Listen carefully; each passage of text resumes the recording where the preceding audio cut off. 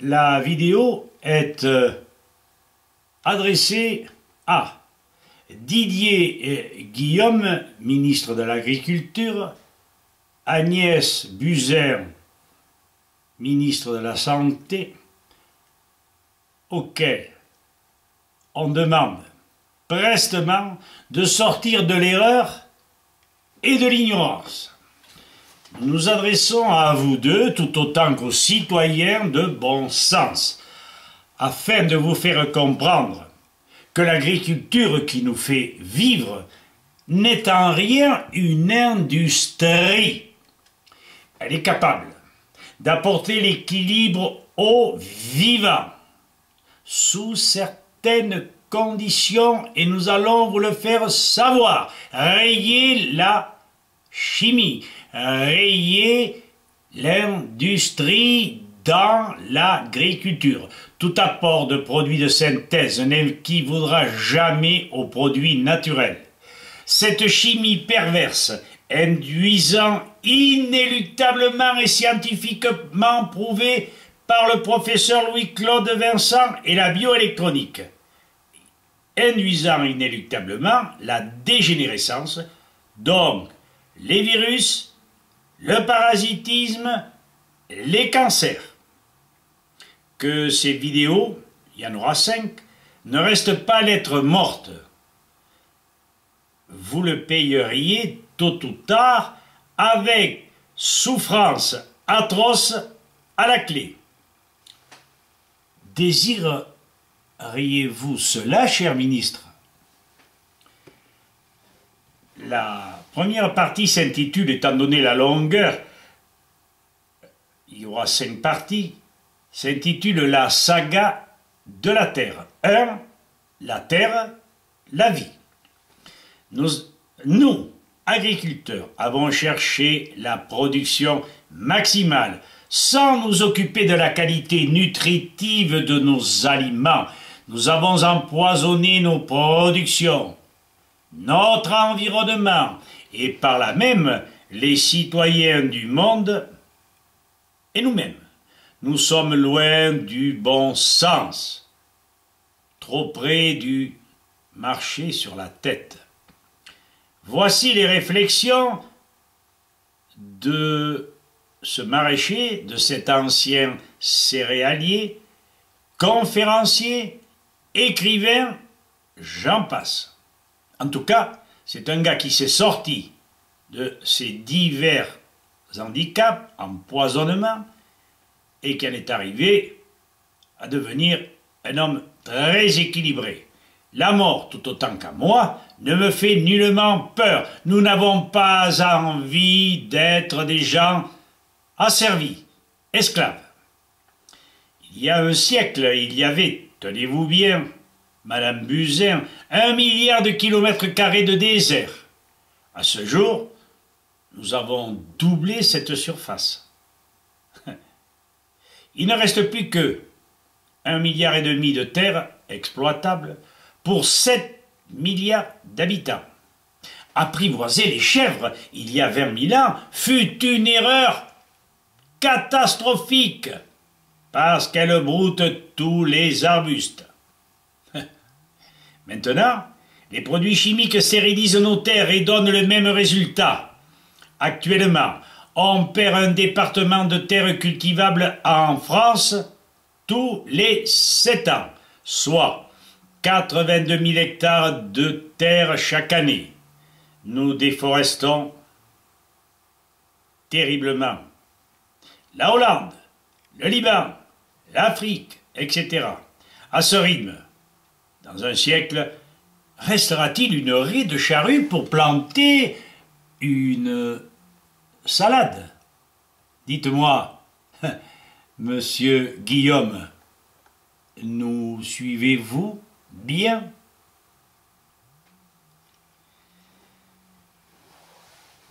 Alors, je poursuis. Haïti signifie la boisée, l'endroit boisé.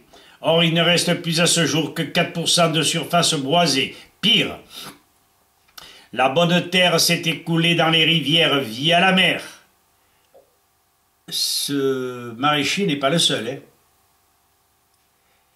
Plusieurs ingénieurs agronomes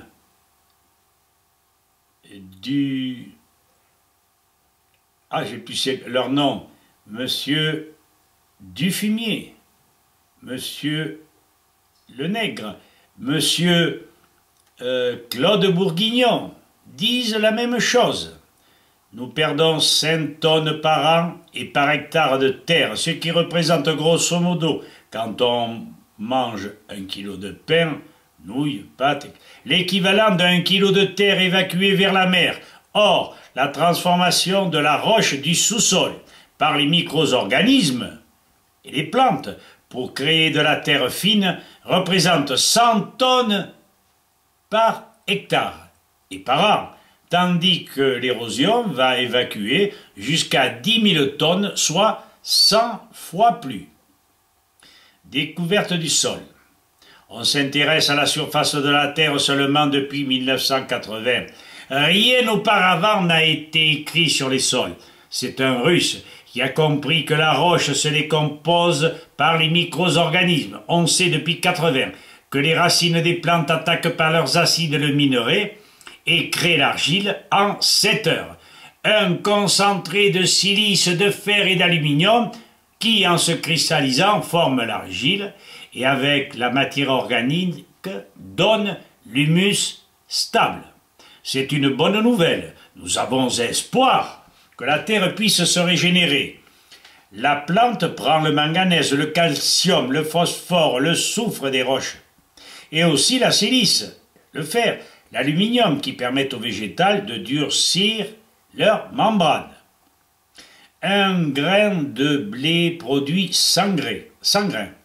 Un pied de blé possède 100 km de racines et 5000 km de poils absorbants.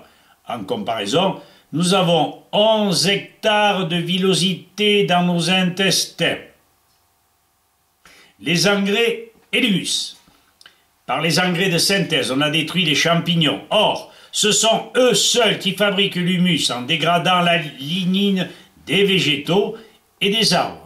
Étant donné que les bactéries se multiplient 20 fois plus vite, elles minéralisent et dégradent l'humus et cela dégage du gaz carbonique.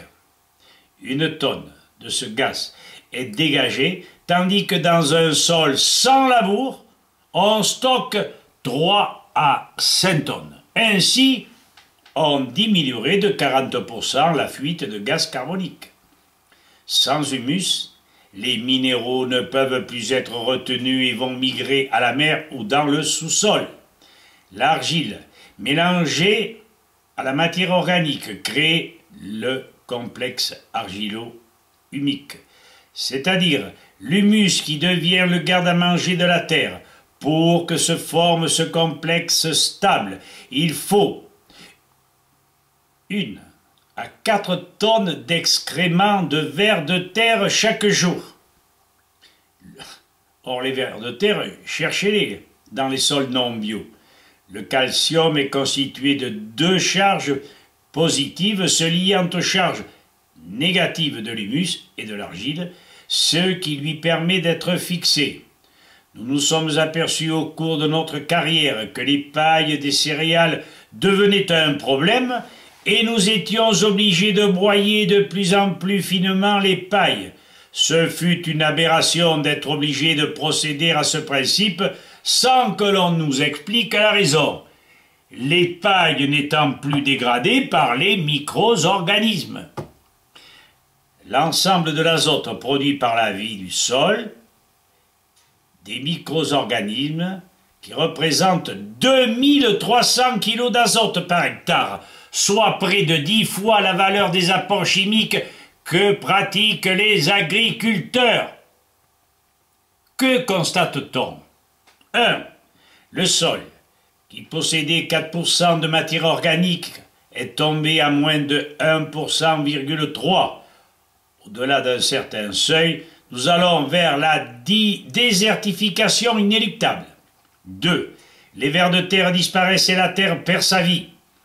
3. Une dégradation chimique se produit par une acidification du sol du fait qu'il n'y a plus de cations en calcium, magnésium, potassium, etc., puisqu'ils ont disparu en grande partie. Environ 90% de l'activité biologique des sols cultivés est détruite, surtout en arboriculture et dans le vignoble. On ne sait plus travailler, équilibrer, faire vivre la terre. Prends à la terre, mais rends à la terre. 4. Le garde-manger s'étant vidé, les éléments nutritifs s'écoulent vers la rivière ou dans le sous-sol. Les sols sont, dits, lessivés. L'eau de nos puits est-elle encore buvable? 5. Les nitrates ainsi dégagés se transforment en protoxyde d'azote qui vont monter dans la stratosphère. Ils détruisent la couche d'ozone et vont se transformer en acide nitrique qui nous retombe sur la gueule en pluie acide. Les terres s'acidifient et un cholage s'impose. Je m'en suis bien rendu compte, dit le maraîcher, puisqu'il était nécessaire de choler si je voulais continuer à obtenir de bonnes récoltes. Jusqu'au XVIIIe siècle, la Seine était pure. Maintenant, elle est polluée d'une façon substantielle par les pilules contraceptives, les produits chimiques et médicaux, comme si la nature ne nous avait pas donné, grâce à l'observation, la possibilité d'éviter l'enfant si nous ne le désirons pas. Je ne me rappelle plus le médecin qui s'en était occupé, mais il y a des procédés très simples. Il suffit d'observer. Seulement, tout le monde est pressé. Quand les gens font l'amour, je me demande le temps qu'ils y passent. Aujourd'hui, toutes les rivières du monde sont de couleur noirâtre, chargées de terre et de déchets industriels. Rares sont les rivières où l'on peut distinguer le fond du lit.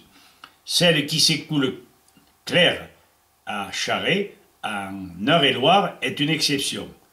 L'homme contribue aussi par d'autres moyens à dégrader la terre. Les labours sont plus profonds. On remonte la terre morte, non oxygénée à la surface. Et les matières organiques, vivantes, se retrouvent enfouies. Elles sont asphyxiées. 2. Les produits chimiques répandus détruisent la flore vivante. On arrive à cultiver comme si nous étions en hors-sol, c'est-à-dire comme 90% des tomates, des fraises. Cultivées sous serre, sans terre. 3. Les Romains proviennent de la steppe. Ils ne sont pas nés dans les forêts, et pour eux, les arbres n'ont pas de valeur. C'est ainsi qu'ils ont rasé tout le Maghreb, et beaucoup d'autres régions en ont souffert. Nous sommes les descendants des habitants de la steppe, et nous détenons une mentalité défavorable aux arbres, contrairement à d'autres peuplades. Un agriculteur bosseron a-t-il le sens de défricher ou de boiser? Ce maraîcher ajoute, dans ma carrière, j'ai constaté des milliers d'arbres et des kilomètres de haies arrachées. C'est un scandale. Moi-même j'y ai contribué. Avais-je le choix dans notre société si je voulais continuer à vivre et rester agriculteur? Voilà la première partie de cette saga. La seconde s'intitulera « Quelles sont les conséquences ?» Merci de m'avoir écouté et à la suite très très prochainement. Madame, j'ai plus son nom. Il me revient, Madame Agnès Buzyn, Monsieur Didier Guillaume, j'espère que vous aurez pris de la graine et que vous arrêterez de suivre ce troupeau d'industriels agricoles concertants qui ne racontent que des bêtises et qui n'ont l'œil fixé que sur le profit.